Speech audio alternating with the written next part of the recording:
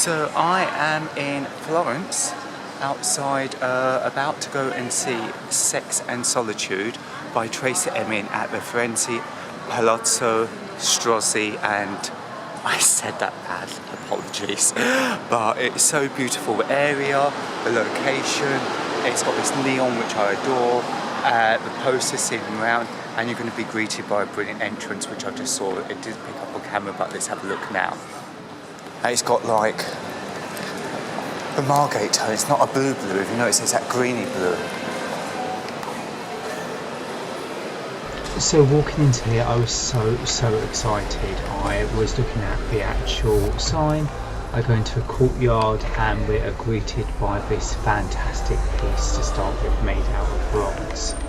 Now this piece is called I Followed You to the End, and it was made in 2024, and it's meant to seem like an abstract figure of an actual female body with splayed legs. However, this is actually moved carefully.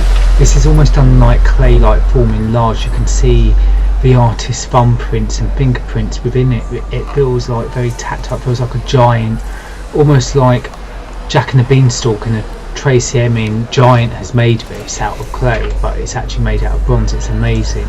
I actually got quite emotional here, actually, I'm not going to lie, because it just felt very surreal the day before doing my show and then coming to Italy to see this, and just how accidentally the dates collided like this, and I felt so happy to see this in real life.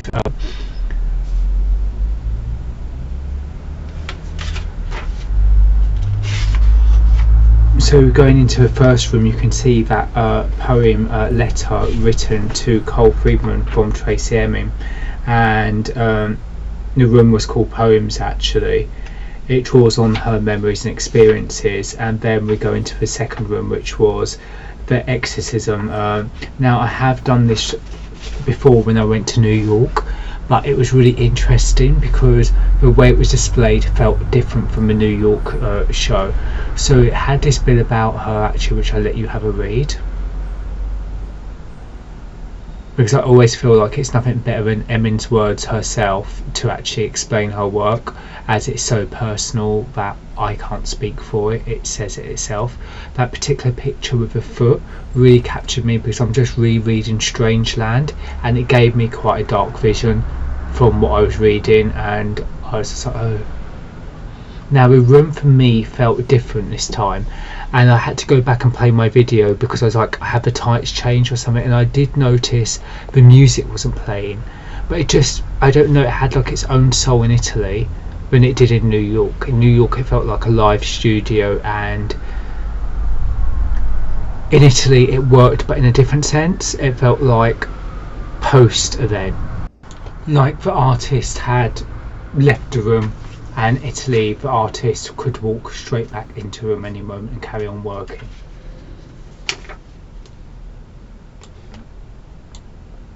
This particular one, I fell in love with you and your drawings when I was 14, and I still do. I know it's about her expression of Munch. I've read that before, but it felt quite personal because that's how I feel about her work. I've actually loved her work since an early teenager.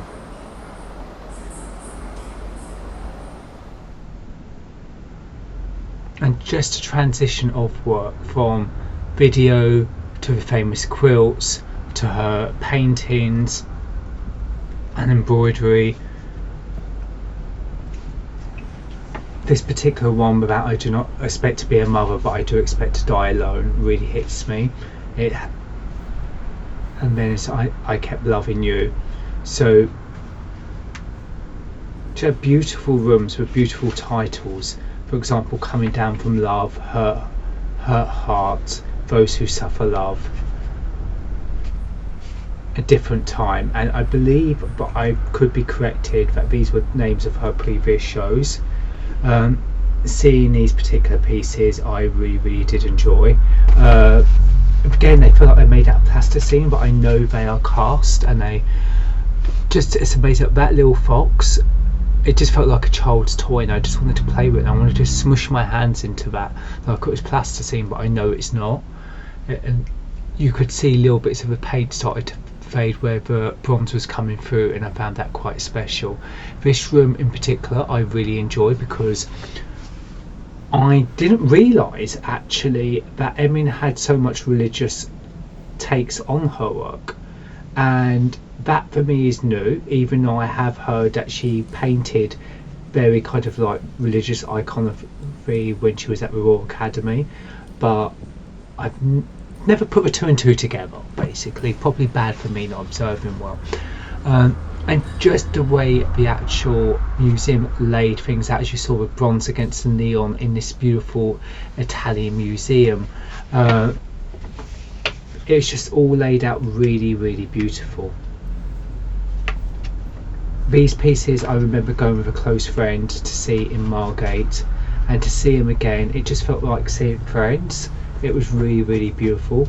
And at the end of this video I will put a link to that video, as well as the exorcism, and there's a video to come where she speaks with the actual gallery, and I'll definitely try to link that. That's it here, because why try to talk when Emma can explain it? It's much better than what I can say. I can just give you my highlights, and it was a really, really beautiful trip, and I really, really enjoyed it. And my favourite bit was actually going back out, having a Negroni in the courtyard with my partner, watching the rain coming down on the statue, almost like the way Emin's blood kind of the paint splatters on the body with painting. The rain felt like this on the actual bronze, and I just enjoyed it. I listened to the sound and I painted my own painting of it. I hope you enjoyed watching this, and leave me comments as always.